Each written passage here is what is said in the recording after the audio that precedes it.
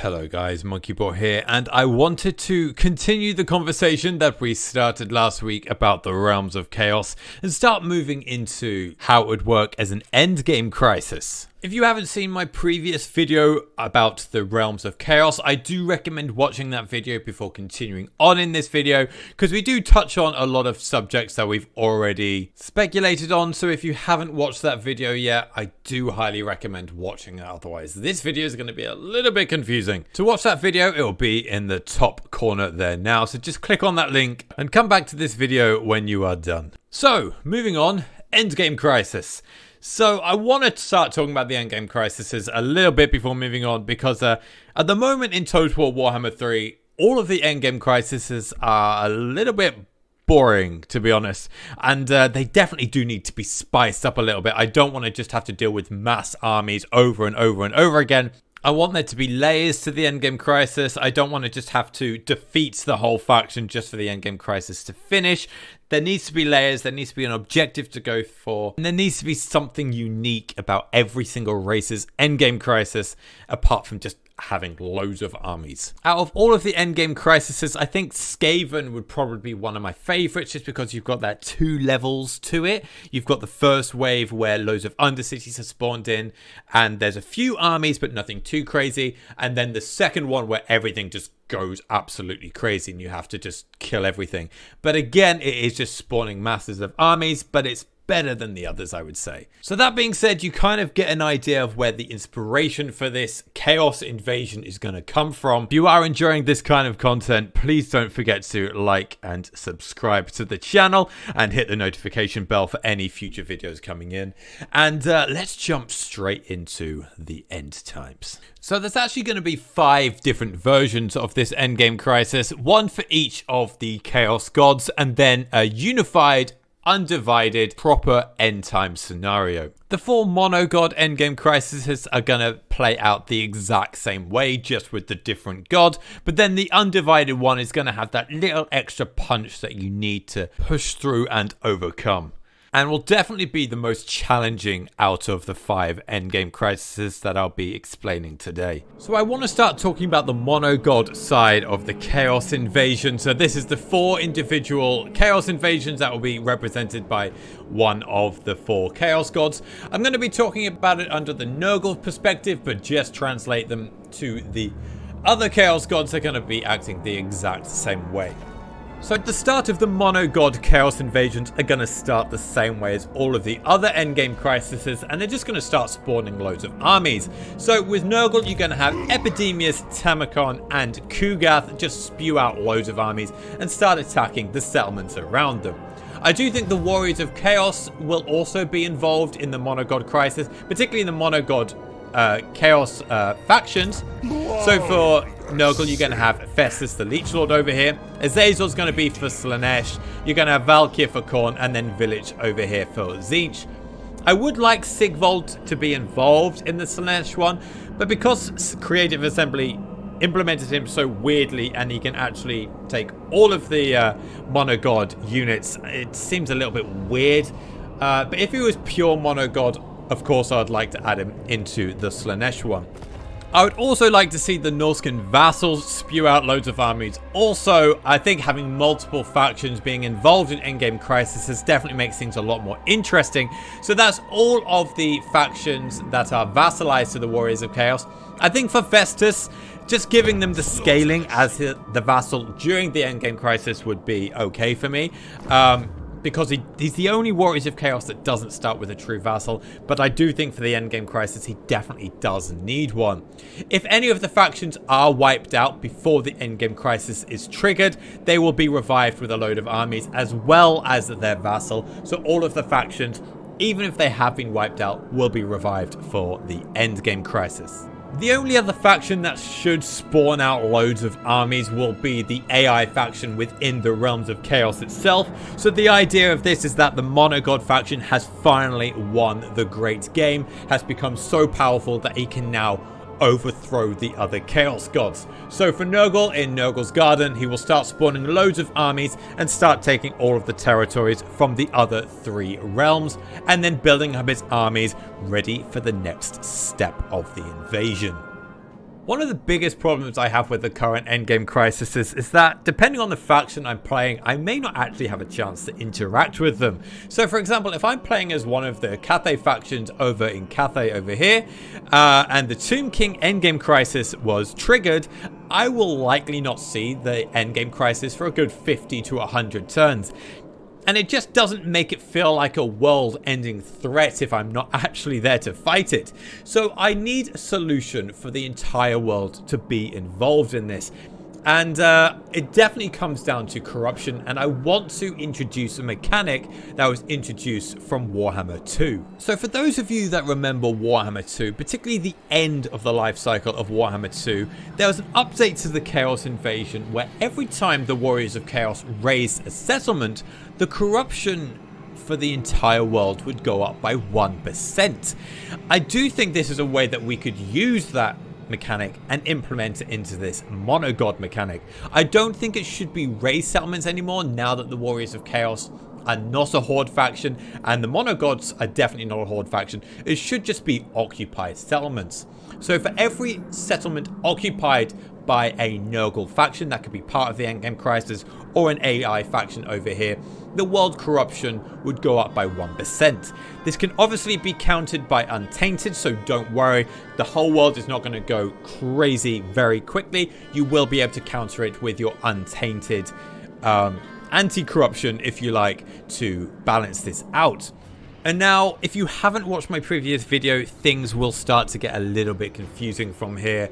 So if you haven't watched it, I do still recommend you go back and watch that. But now I'm going to talk about why the corruption is so important here. So, as mentioned in the previous video, if corruption grows in a certain region, it will start opening up a portal. And this is what you're going to need to finish the endgame crisis for the monogods. So let's say they have occupied enough settlements for the Nurgle corruption to go up to 50%, and then suddenly you're going to get a Nurgle portal open up in Itza. Normally, Itza would not be anywhere near any of the endgame crises because Kugath is here, Festus is here, Tamacon, Epidemius, they are nowhere near any of the Nurgle legendary lords. But now a portal is opened up, and you've also got the AI faction from the Realms of Chaos pouring their way through and start attacking all of your regions. You can close these portals. You can also build the defensive building to stop portals from open. You can lower corruption. There's many ways to counter it, but you're gonna need at least one portal if you want to stop the endgame crisis. So once a portal has opened up in your territory, you're going to want to send your armies through those portals into the Realms of Chaos if you want to stop the invasion for good. You can send as many armies as you want. It's not limited like the Realms of Chaos to just your legendary lord. In Immortal Empires, you can send all of your armies through, just one of your armies through. Doesn't matter how many. You can send all of them, none of them, whatever you want to do. Anyway, so once you're in the Realms of Chaos, you're going to want to fight towards the capital of the monogod faction. So you've got Nurgle's Garden for Nurgle, then you've got the Brass Citadel for Khorne, the Crystal Palace for Tzeentch, and then the Palace of Pleasure for Slaanesh. You're going to want to send your armies in there and start fighting towards that capital. Once you're at that capital and you have occupied it for yourself, you will need to begin some form of ritual.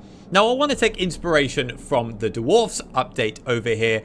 So the Dwarfs have a legendary grudge where if you take the Silver Pinnacle and build a certain building, it completes the legendary grudge. But to do that, you have to start fighting off a load of vampire counts. I did this in my Dwarven live stream if you want to sort of check out how it works.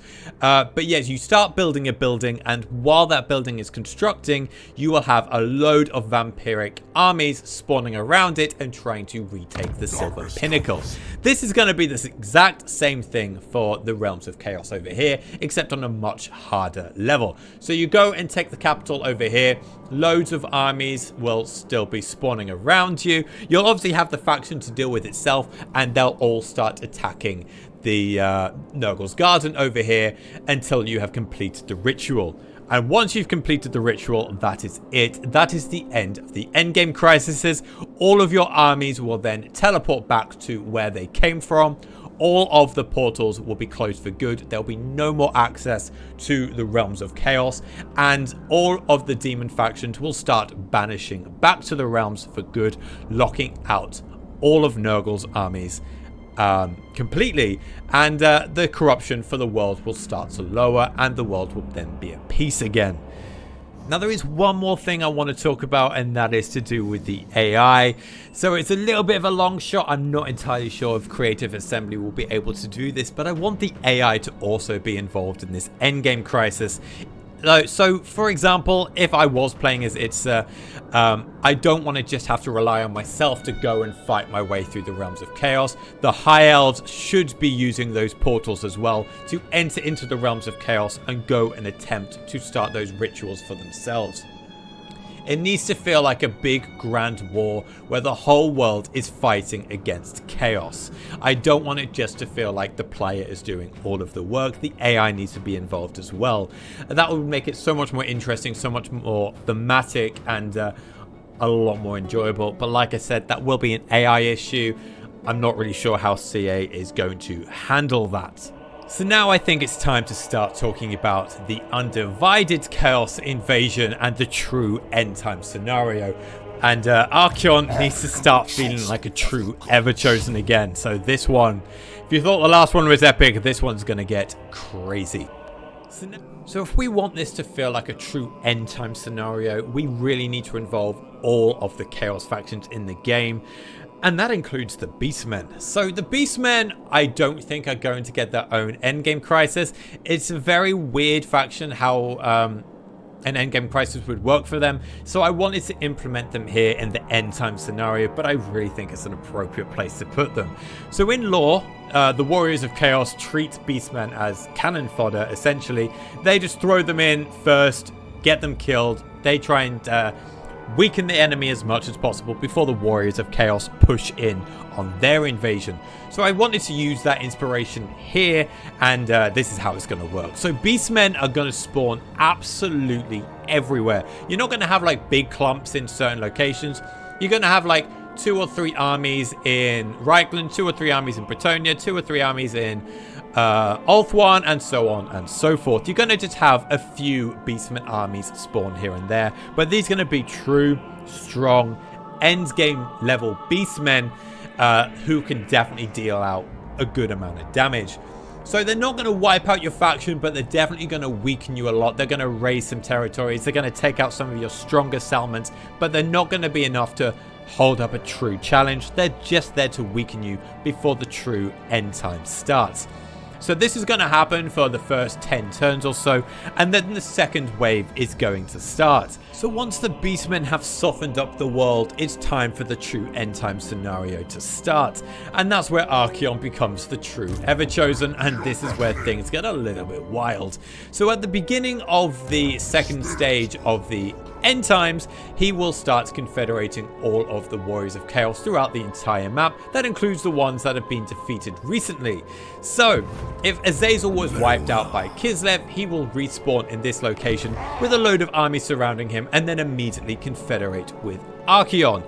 But it doesn't end there for good old Archie. He needs the entire world. So from there on, all of the other Chaos factions, that's the Norskins, Chaos Dwarfs, Monogods, even Daniel and the Beastmen, they will all be vassalized to Archaon, and he will become the true Ever-Chosen. That is the Legendary Lords and the non-player character factions, all vassalizing to Archaon, including the ones in the Realms of Chaos. From this, there will be armies spawning everywhere, all across the Chaos Waste, or everywhere where there's chaos. There will just be loads of armies spawning everywhere, and there's just no way you're gonna escape from this. So because this can be so overwhelming, I want to reintroduce another mechanic that was in Warhammer 2, and that is the Shield of Civilization mechanic.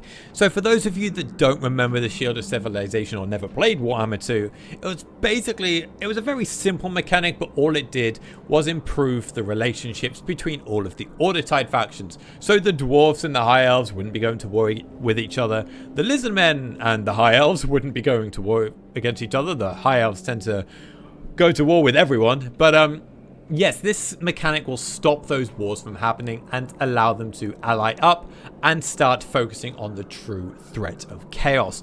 I also want to update the Shield of Civilization slightly to counteract the corruption mechanic that I spoke about earlier with the Mono-God faction. So that is, the more chaos settlements there are on the map, the more chaotic corruption will spread across the entire world.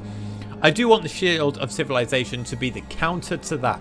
So the more order-tied settlements there are in the world, the more untainted anti-corruption there will be in the entire world. So there's going to be like a tug-of-war balancing scale going back and forth between the anti-corruption and the chaotic corruption.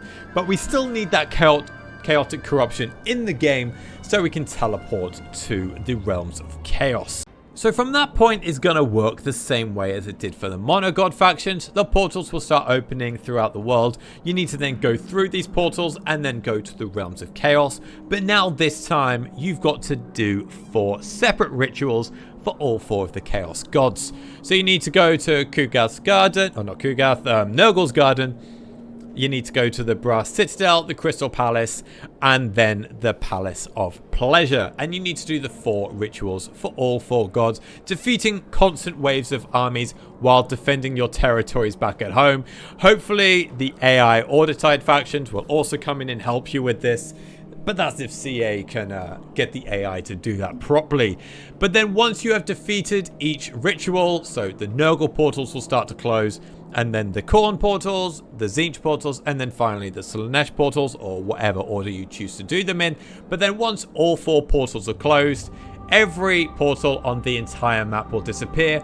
All corruption will disappear. That's chaotic corruption. And then chaos will start to diminish. And especially all the demon factions, they will start vanishing back to the realms of chaos, never to be seen again. And then chaos will slowly start to crumble and you'll be able to take their territory with ease. And that'll be it for the chaos invasion, and the Order-Tide would have won. Now, just before I end up this video, I do want to talk about if you were playing as a chaotic faction, and I do think that you should be involved in the end times and just become one of Archaon's vassals. So yeah, if you're playing as any of the factions and you decide to turn on the end times endgame scenario, then yes, you should become part of Archaon's invasion and start pressuring part of the old world and the Order-Tide and wiping out the world for chaos. I don't think if I'm playing as Festus, I should be like, no, I'm going to actually stop the end times and be on the Order-Tide side. It doesn't make sense. Just be part of the end times and you can be part of the end game crisis. And that's it. That's the end times crisis. Yeah, it's very, very detailed and it's very, very epic, but I think the end times really does need to push the boat here. Can't be like those boring endgame crises we have at the moment. Those endgame crises definitely do need an update, and maybe I'll do a video on those at some point in the future. But yeah, this one needs to be epic and there needs to be lots of detail in there. So anyway, guys, I'm going to be ending the video right there. If you do like my thoughts and suggestions, leave it in the comment section down below. And if you don't like them, also leave it in the comment section down below. Criticize me, it's fine, I'll take it. And yeah, leave your own suggestions on how you think the end times will work. But anyway, guys, that's going to be it for this one. And yeah, please don't forget to like and subscribe. And I'll see you all in the next one. Bye for now, guys.